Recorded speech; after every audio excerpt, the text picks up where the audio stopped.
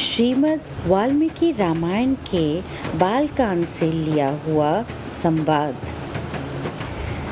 अयोध्या के राजा दशरथ और सामने खड़े हैं महर्षि विश्वामित्र। राजन, मेरे यज्ञ में राक्षस बाधा डाल रहे हैं। बस 10 दिन के लिए अपने पुत्र राम को मेरे साथ भेज दें। क्या? राम को? नहीं, मेरा पुत्र अभी छोटा है, 16 साल का भी नहीं। मैंने उसे बड़े मनोरथ से पाया है। मैं उससे दूर नहीं रह पाऊंगा। मैं खुद चलता हूँ।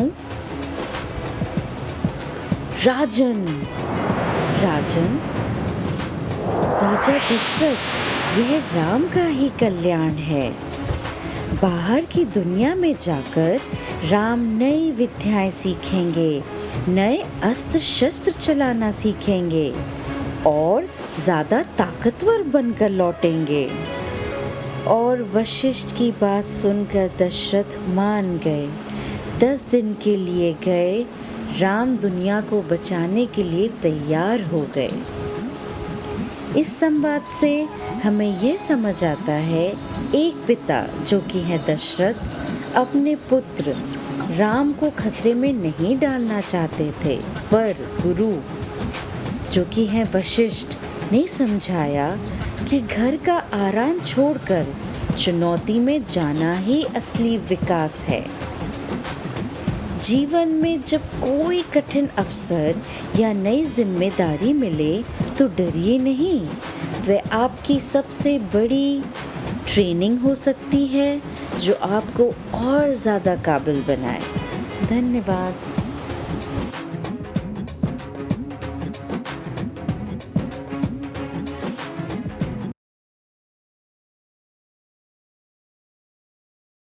श्रीमद् वाल्मीकि रामायण के बालकांड से लिया गया संवाद।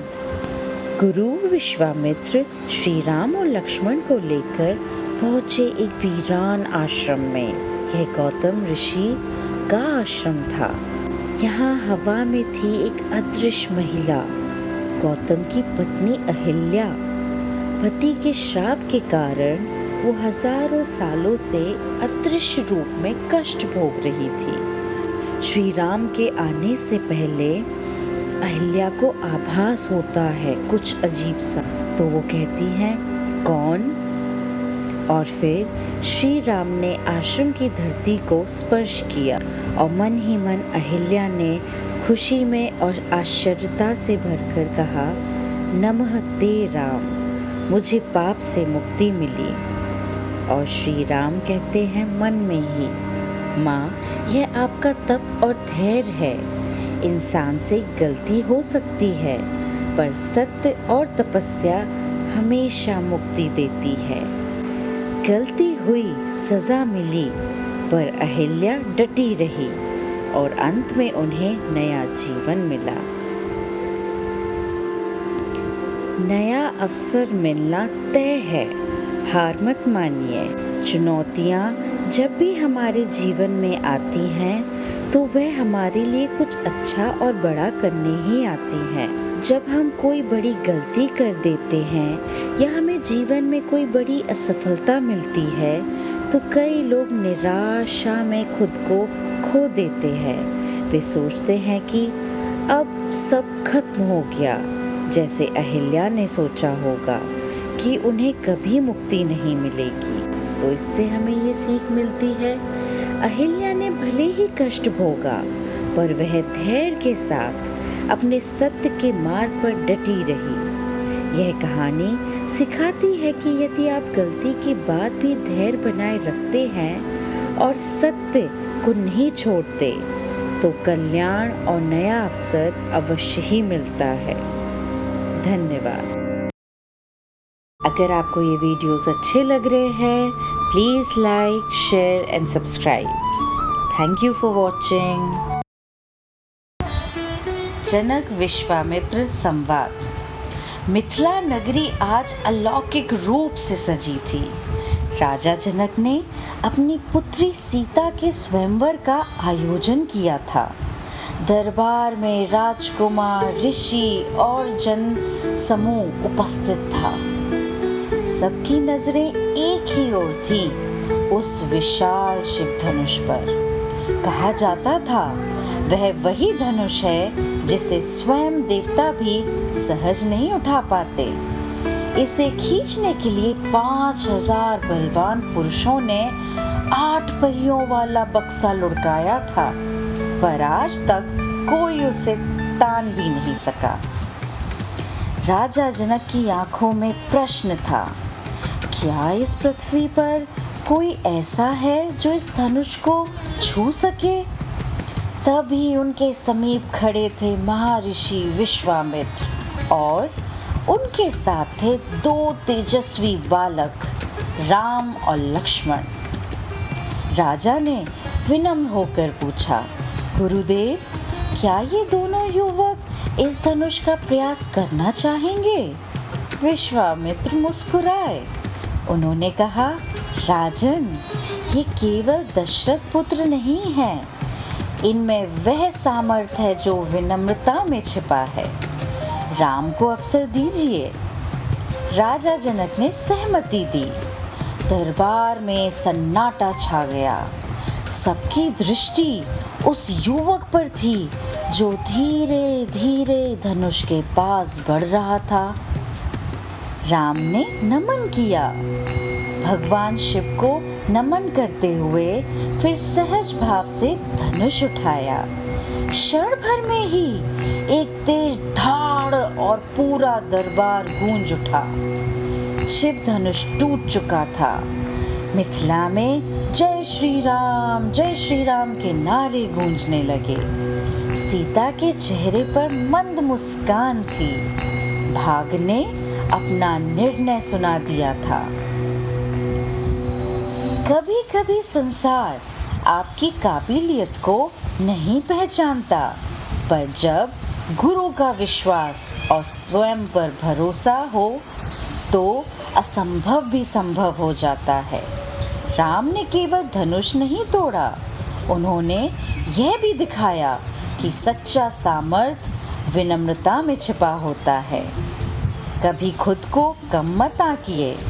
अवसर मिलने पर आप भी इतिहास रच सकते हैं। धन्यवाद। शिव धनुष और विष्णु धनुष। सीता स्वयंवर में शिव धनुष टूट चुका था। खबर सुनते ही परशुराम क्रोध में आग की तरह फट पड़े। महादेव का धनुष किसने तोड़ा है? उन्होंने गर्जन किया।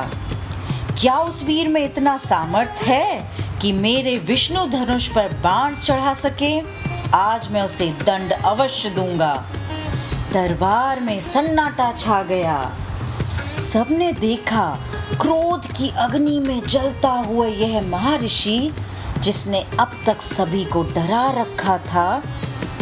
तभी राम सामने आए, शांत और विनम्र। उन्होंने प्रणाम किया। मैं दशरथ पुत्र राम हूँ, उन्होंने धीरे और आदर पूर्वक कहा। राम ने बिना किसी शब्द की बहस के विष्णु धनुष उठाया और पलकों की झपक में बाण चढ़ा दिया।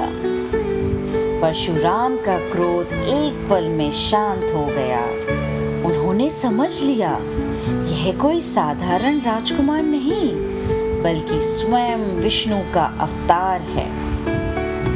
इसीलिए कभी कभी क्रोध सबसे तेज हथियार लगता है, लेकिन विनम्रता और आत्मनियंत्रण सबसे बड़ी शक्ति होती है।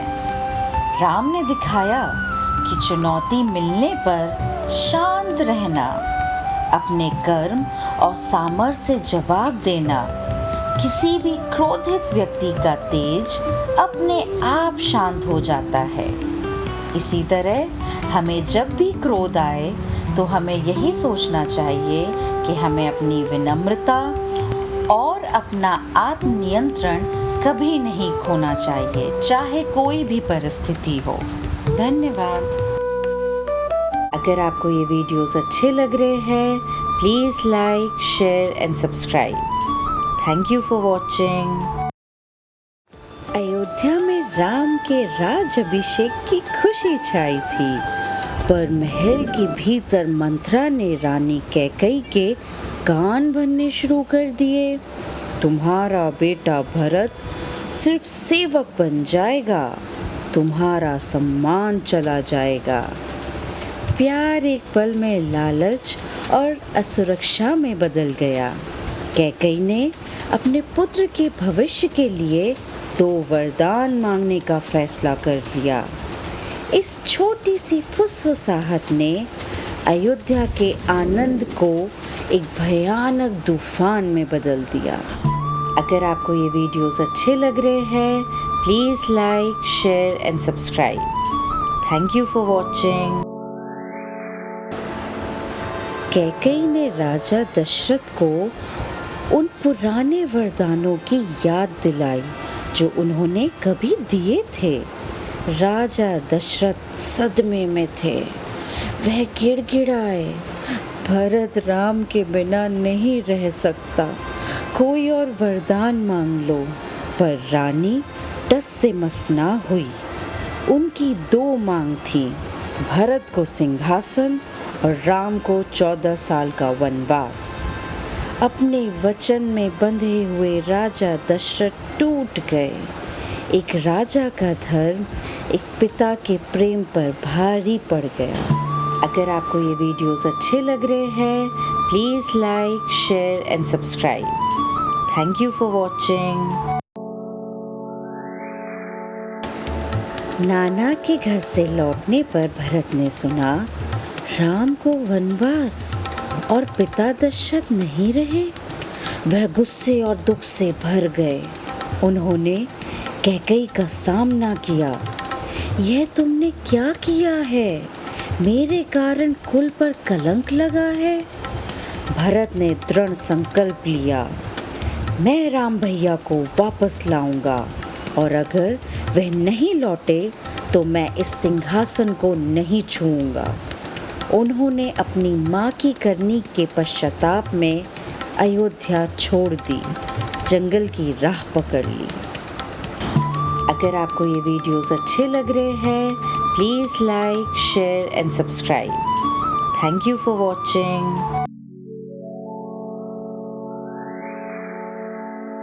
वन में भरत भावुकता से राम के चरणों में गिर पड़े। अयोध्या लौट चलिए भैया, राज कीजिए। राम ने विनम्रता से कहा, पिता का वचन ही मेरा धर्म है। भरत ने हार नहीं मानी। उन्होंने राम से उनकी चरण पादुकाएं मांगी। ये चरण पादुकाएं सिंहासन पर रहेंगी। मैं आपके प्रतिनिधि के रूप में सेवक बनकर राज करूंगा। भरत की भक्ति ने अयोध्या को आशा दी। सिंहासन पर चरण पादुकाएं थी और राज सेवक चला रहा था। यही है सच्चा त्याग। अगर आपको ये वीडियोस अच्छे लग रहे हैं, please like, share and subscribe. Thank you for watching.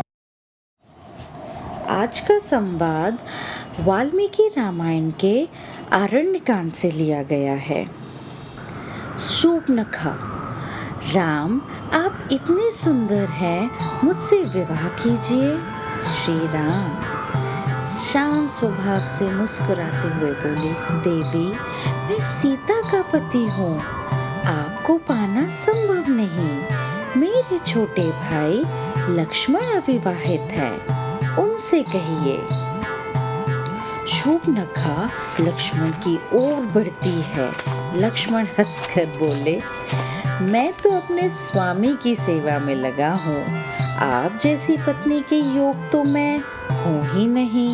आपके योग तो वे ही हैं। खा क्रोधित होकर सीता पर झपटती है। लक्ष्मण उसे रोकते हैं। शूर्पणखा के अपमान से ही आगे चलकर रावण का प्रतिशोध आरंभ हुआ।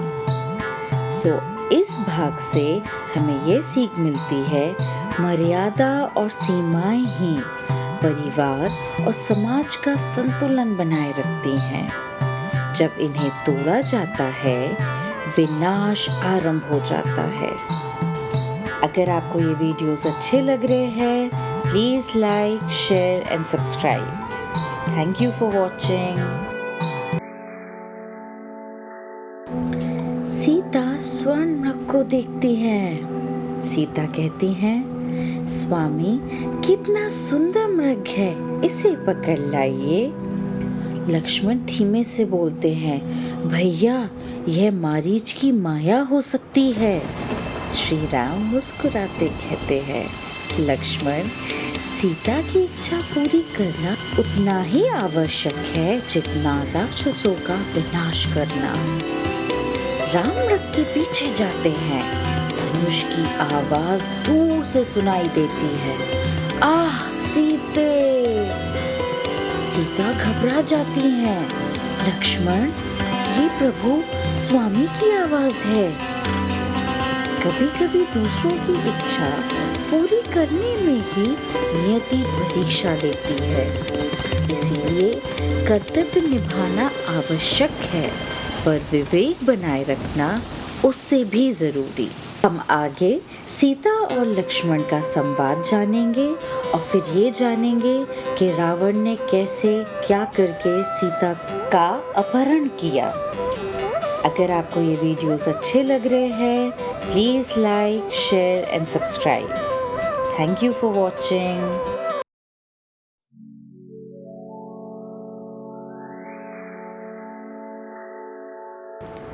आगे के संवाद आरण्य कांड वाल्मीकि रामायण से लिए गए हैं। वन में सीता चिंतित है। दूर से राम की आवाज आती है। सीता कहती हैं, लक्ष्मण तुरंत जाओ, स्वामी संकट में है। लक्ष्मण कहते हैं, देवी मेरे प्रभु को कोई संकट नहीं हो सकता, यह माया है। सीता कहती है, आपको मेरे स्वामी की चिंता नहीं, क्या आपका मन दूषित हो गया है? लक्ष्मण कहते हैं, देवी ऐसा मत कहिए, परंतु आपकी आज्ञा है तो मैं चला जाता हूँ। शंका का एक शब्द विश्वास की पूरी नींव हिला देता है। विश्वास खोने पर प्रेम भी डगमगा जाता है और संकट वहीं से शुरू होता है। अगर आपको ये वीडियोस अच्छे लग रहे हैं, please like, share and subscribe. Thank you for watching.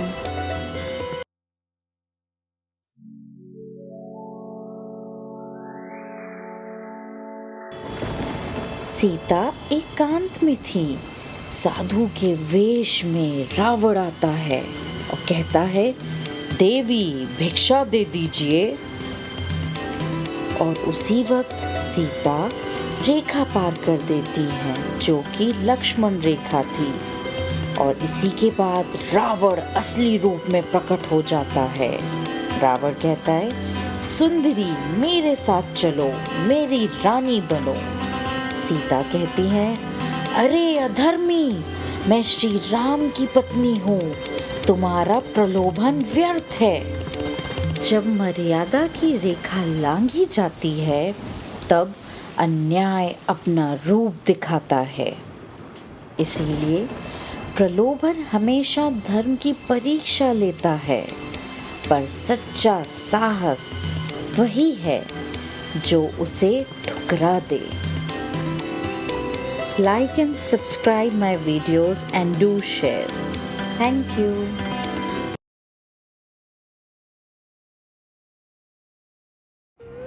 Kishkindha कांड। पहली भेंट श्री राम और हनुमान। वन की गहराइयों में श्री राम और लक्ष्मण सीता की खोज में भटक रहे थे। हर पग पर चिंता थी, पर मन में एक अटूट विश्वास था, सीता अवश्य मिलेंगी। इसी खोज के बीच सामने आया एक तेजस्वी ब्राह्मण समान वानर। उसके नेत्रों में ज्ञान और चेहरे पर शांति झलक रही थी। वह था हनुमान। हनुमान ने आदर पूर्वक झुककर पूछा, आप कौन है प्रभु जिनके मुख पर सूर्य जैसा तेज और चांद जैसी शांति है? राम मुस्कुराए, बोले, मैं अयोध्या का राम हूँ, अपनी पत्नी सीता की खोज में निकला हूँ। हनुमान के नेत्र भर आए, प्रभु अब तक मैं जिनकी भक्ति कर रहा था वे आज मेरे सामने हैं। और उस क्षण हुआ युगों का सबसे पवित्र मिलन, जहाँ भक्त ने भगवान को पहचाना और भगवान ने अपने सबसे सच्चे भक्त को। सीख, सच्ची पहचान रूप या वेश से नहीं, कर्म और विनम्रता से होती है। धन्यवाद। श्री राम और सुग्रीव की मित्रता। हनुमान की सहायता से श्री राम पहुंचे ऋषिमुख पर्वत पर। वहीं उनका सामना हुआ एक निर्वासित राजा से, जिसका नाम था सुग्रीव। चेहरे पर थकान पर आंखों में उम्मीद थी। सुग्रीव ने कहा, प्रभु मेरे ही भाई बाली ने मेरा राज और पत्नी छीन ली, मैं शरण में आया हूँ। राम ने उसे शांत नजरों से देखा और बोले, सुग्रीव, जो अधर्म करता है उसे दंड देना ही धर्म है, चाहे वह भाई ही क्यों ना हो। इन शब्दों ने जैसे सुग्रीव के जीवन में फिर से आत्मविश्वास जगा दिया। वह झुक गया, प्रभु अब मैं भी आपकी सहायता करूंगा, साथ मिलकर सीता माता को खोजेंगे। और वहीं हुआ एक पवित्र बंधन का आरंभ, राम सुग्रीव की मित्रता, जो सत्य, साहस और विश्वास पर टिकी थी।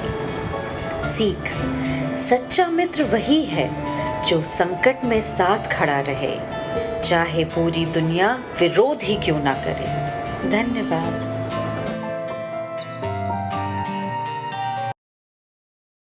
बाली और तारा। जब सुग्रीव ने श्री राम से मित्रता की तो यह खबर सुनते ही बाली का क्रोध आसमान छू गया। राजमहल में गूंज उठी उसकी गर्जना, वो मेरा भाई, वह मेरे शत्रु के साथ मिला है। पर उसके पास खड़ी थी तारा, शांत, बुद्धिमान और प्रेम से भरी। तारा ने हाथ जोड़कर कहा, प्राणनाथ, कृपया युद्ध मत कीजिए। राम साधारण मनुष्य नहीं है, वे धर्म के स्वरूप है। लेकिन अहंकार ने बाली के कान बंद कर दिए थे। वह बोला, तारा, आज मैं अपने अपमान का बदला जरूर लूंगा। बाली युद्ध भूमि में गया तो पर लौटा नहीं। राम के तीर ने उसके शरीर को नहीं बल्कि उसके अहंकार को भेद दिया। तारा विलाप करती रही, काश उन्होंने मेरी बात सुन ली होती। सीख, अहंकार वह ज्वाला है जो बुद्धि को जलाकर भस्म कर देती है। धन्यवाद। अगर आपको ये वीडियोस अच्छे लग रहे हैं, please like, share and subscribe. Thank you for watching. अंतिम संवाद, श्री राम और बाली। बाली घायल पड़ा था, धरती पर गिरा हुआ शरीर, पर मन में सवालों का तूफान। उसने देखा सामने खड़े हैं श्री राम। कमजोर स्वर में बोला, प्रभु आप तो धर्म के प्रतीक हैं, फिर आपने मेरे पीछे से वार क्यों किया? राम आगे बढ़े, बोले, बाली, तुम्हारा अपराध केवल युद्ध का नहीं था, तुमने अपने भाई की पत्नी छीनकर अधर्म किया। राजधर्म यही कहता है, जो अधर्म करे उसे दंड मिले। बाली ने गहरी सांस ली और बोला, अब समझ आया प्रभु, आपका तीर मेरे शरीर में नहीं, मेरे अहंकार में लगा है।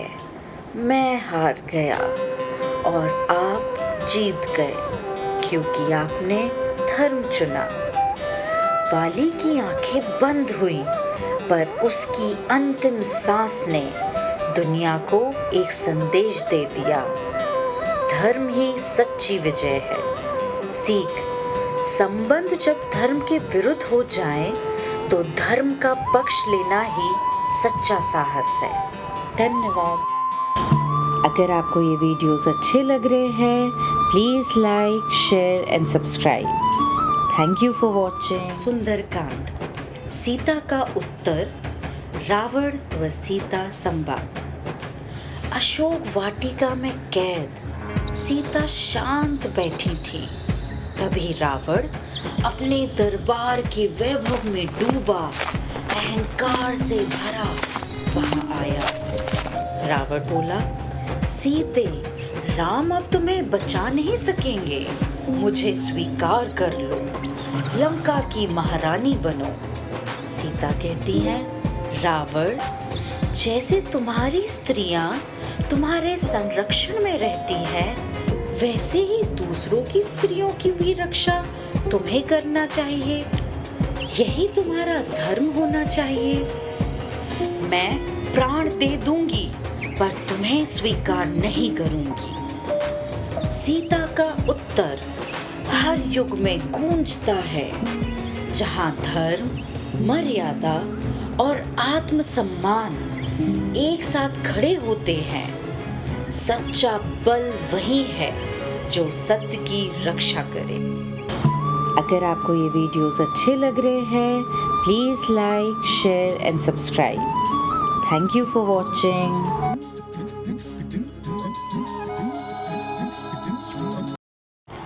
विश्वास और धैर्य, हनुमान व सीता संवाद। लंका की अशोक वाटिका में एक वानर चुपचाप उतरा। वह कोई साधारण वानर नहीं, श्री राम का दूत हनुमान था। हनुमान बोले, माता सीता, प्रभु श्री राम ने मुझे आपको ढूंढने भेजा है। माता सीता कहती हैं, पुत्र, मैं रावण की कैद में हूँ, पर मेरा मन श्री राम में ही स्थिर है। उन्हें कहना, मेरा विश्वास अडिग है, भले ही मृत्यु सामने खड़ी हो। हनुमान झुक गए उस आस्था, उस धैर्य के सामने। यही विश्वास ही तो जीवन की सबसे बड़ी शक्ति है। धन्यवाद। अगर आपको ये वीडियोस अच्छे लग रहे हैं, please like, share and subscribe. Thank you for watching. Lanka दहन, हनुमान व रावण संवाद। हनुमान रावण के दरबार में लाए गए। रावण ने पूछा, कौन हो तुम जो मेरे नगर को भेद कर आए? हनुमान बोले, मैं श्री राम का दूत हूँ, तुम्हारे अन्याय का अंत अब निकट है। रावण ने आज्ञा दी, इस वानर की पूंछ में आग लगा दो। पर वही आग अन्याय के राज को भस्म कर गई। जब सत्य का दूत उठ खड़ा होता है तो पूरी लंका की शक्ति भी उसके सामने टिक नहीं पाती। लंका जली, पर धर्म की लौ जल उठी। धन्यवाद। अगर आपको ये वीडियोस अच्छे लग रहे हैं, please like, share and subscribe. Thank you for watching. समर्पण की शक्ति, श्री राम व हनुमान संवाद। लंका दहन कर माता सीता का संदेश लेकर हनुमान प्रभु श्री राम के पास लौटे। हनुमान कहते हैं, प्रभु, माता सीता सकुशल हैं। उन्होंने आपके नाम में अटूट विश्वास रखा है। श्री राम कहते हैं, हनुमान, तुम्हारे साहस ने मुझे नई आशा दी है। तुम्हारा समर्पण ही तुम्हारी असली शक्ति है। भक्ति में विनम्रता और विनम्रता में ही असली वीरता है। जो मैं को छोड़ देता है वही राम को पा लेता है। अगर आपको ये वीडियोस अच्छे लग रहे हैं, please like, share and subscribe. Thank you for watching. Lanka कांड, विभीषण की शरणागति। लंका का राजा रावण अपने अहंकार में डूब चुका था जब उसके भाई विभीषण ने धर्म का मार्ग सुझाया। रावण ने उसकी बात नहीं मानी। विभीषण श्री राम से कहते हैं, प्रभु श्री राम, मैं आपकी शरण में आया हूँ। मेरा भाई अधर्मी और अहंकारी हो गया है, कृपया मुझे स्वीकार करें। श्री राम कहते हैं, जो भी भयभीत होकर शरण में आए उसे मैं स्वीकार करता हूँ, चाहे वह शत्रु ही क्यों ना हो। और इसी कारण से श्री राम ने विभीषण को स्वीकार किया। सीख, सच्चे शरणागत को कभी अस्वीकार नहीं करना चाहिए। शक्ति से अधिक दया और धर्म बड़ा होता है। अगर आपको ये वीडियोस अच्छे लग रहे हैं, please like, share and subscribe. Thank you for watching. Shri Ram और समुद्र देव का संवाद। 3 दिन हो चुके थे। श्री राम सागर तट पर बैठे थे, हाथ जोड़े निवेदन करते हुए। श्री राम कहते हैं, हे समुद्र देव, कृपा करें, हमें मार्ग दें ताकि वानर सेना लंका पार कर सके। यदि मार्ग नहीं मिला तो मैं समुद्र को सुखा दूंगा। समुद्र देव प्रकट होते हैं और कहते हैं, प्रभु, मैं तरल हूँ, स्थिर मार्ग नहीं दे सकता, परंतु नल नील के द्वारा आप सेतु बना सकते हैं। और इस तरह बना राम सेतु, विश्वास और दृढ़ता का प्रतीक। सीख, जब विनम्रता से परिणाम ना मिले तब कर्म और संकल्प से राह बनती है। अगर आपको ये वीडियोस अच्छे लग रहे हैं, please like, share and subscribe. Thank you for watching.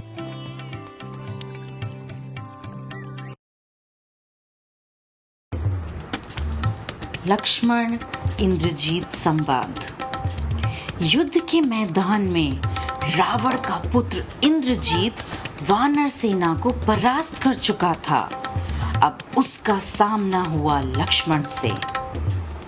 Indrajit कहता है, हे लक्ष्मण, तुम मुझसे नहीं बच सकते, मेरी शक्ति से देव भी कांपते हैं।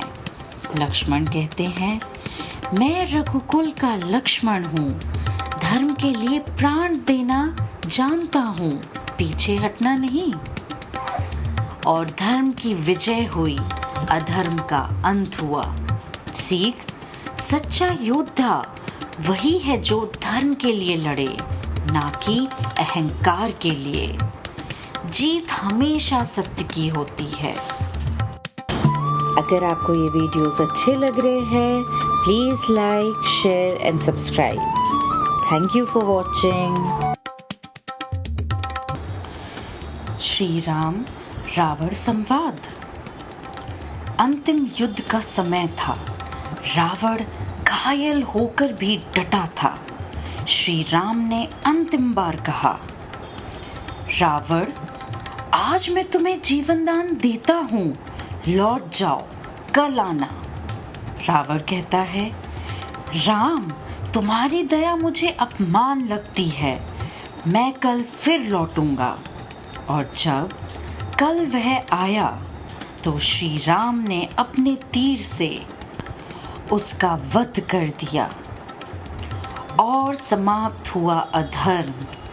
वही आरंभ हुआ मर्यादा का युग। सीख, अहंकार सबसे बड़ा शत्रु है। दया से दिया गया अवसर भी यदि ना समझा जाए तो विनाश निश्चित है। धन्यवाद। अगर आपको ये वीडियोस अच्छे लग रहे हैं, please like, share and subscribe. Thank you for watching.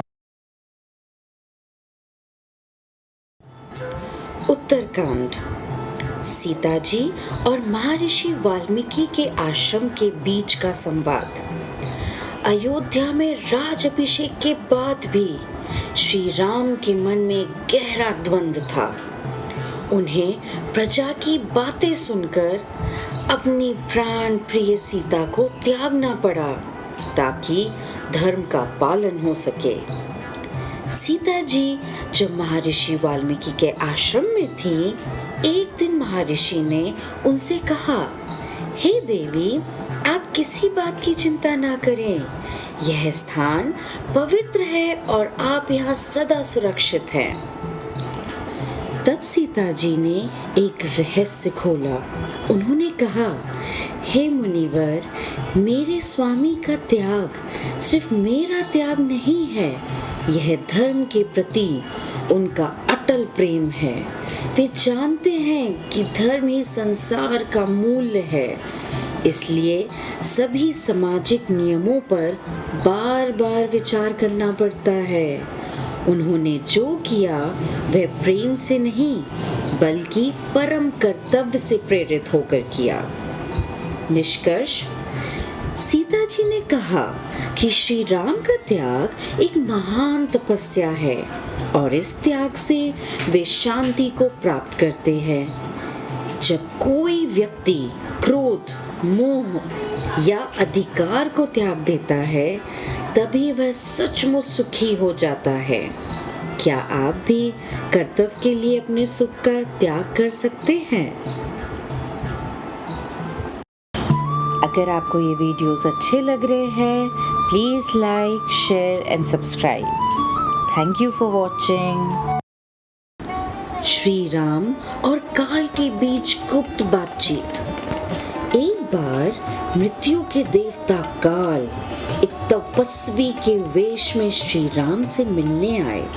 उन्होंने कहा कि मैं आपसे कुछ गुप्त बात करना चाहता हूँ और यह शर्त रखी कि अगर कोई हमारी बातचीत के दौरान कमरे में आया तो आप उसे दंडित करेंगे। श्री राम ने लक्ष्मण को द्वार पर खड़ा कर दिया और कड़ा आदेश दिया कि किसी को अंदर नहीं आना है। काल ने राम को बताया कि उनका पृथ्वी पर रहने का समय अब पूरा हो गया है। उसी क्षण महर्षि दुर्वासा बहुत क्रोधित होकर महल में पहुंचे। उन्होंने लक्ष्मण से तुरंत राम से मिलने देने को कहा, नहीं तो सबको श्राप देने की धमकी भी दी। लक्ष्मण एक भयंकर धर्म संकट में पड़ गए। अगर वे महर्षि को रोकते तो श्राप मिलता और अगर अंदर जाते तो राम की आज्ञा भंग होती। अपने भाई को श्राप से बचाने के लिए लक्ष्मण ने खुद को बलिदान करने का निर्णय किया। निष्कर्ष, लक्ष्मण जानबूझकर काल और राम के संवाद के बीच में चले गए, क्योंकि उन्होंने सोचा कि मेरे अकेले का त्याग पूरी अयोध्या को बचा लेगा। श्री राम को वचन निभाना पड़ा और उन्हें लक्ष्मण का त्याग करना पड़ा। लक्ष्मण ने मृत्यु को भी धर्म की रक्षा का माध्यम बना दिया। क्या आप भी किसी बड़े उद्देश्य के लिए अपना सुख छोड़ सकते हैं? अगर आपको ये वीडियोस अच्छे लग रहे हैं, please like, share and subscribe. Thank you for watching. Shri Ram और भरत शत्रुघ्न के बीच का राजपाट को लेकर संवाद। लंका विजय के बाद श्री राम ने भरत को अयोध्या का राजा बनने को कहा। पर भरत ने विनम्रता से अस्वीकार कर दिया। राम ने तब भरत और शत्रुघ्न को राजकाज की जिम्मेदारी समझाने के लिए बुलाया। राम ने भरत से कहा, तुम अयोध्या का राजकाज देखो। भरत ने कहा, प्रभु, आपकी सेवा में ही मेरा सुख है। मैं आपकी खड़ाओं को ही सिंहासन पर रखकर राज चलाऊंगा। तब राम ने शत्रुघ्न को मथुरा जाकर वहां का राज स्थापित करने को कहा। शत्रुघ्न ने भी संकोच किया। राम ने समझाया, हम चारों भाई एक दूसरे से अलग नहीं हैं। यह राजकाज आपका कर्तव्य है, इसे निभाना ही धर्म है। निष्कर्ष, श्री राम ने कहा, राजधर्म का पालन करना एक तपस्या है। तीनों भाइयों ने अपने अपने हिस्से का काम बिना किसी शिकायत के स्वीकार किया। भरत और शत्रुघ्न का जीवन हमें सिखाता है कि महान लक्ष्य की सिद्धि के लिए अपने निजी सुख से ऊपर उठकर सामूहिक कर्तव्य को निभाना चाहिए। क्या आप सामूहिक कर्तव्य या एक टीम में अपनी जिम्मेदारी खुशी से निभाते हैं? अगर आपको ये वीडियोस अच्छे लग रहे हैं, please like, share and subscribe. Thank you for watching. Uttarkand का अंतिम और सबसे महत्वपूर्ण संवाद। महर्षि वाल्मीकि के आश्रम में पले बड़े लव और कुश ने जब पहली बार अयोध्या में श्री राम के दरबार में रामायण गाई तो पूरी सभा मंत्र मुग्ध हो गई। लव और कुश ने अंत में रामायण का सार बताते हुए कहा, इस पुण्य कथा को पढ़ने या सुनने का फल बहुत महान है। वे बताते हैं, जो व्यक्ति रामायण का प्रतिदिन पाठ करता है उसे दो सबसे बड़े वरदान मिलते हैं, धन और दीर्घायु।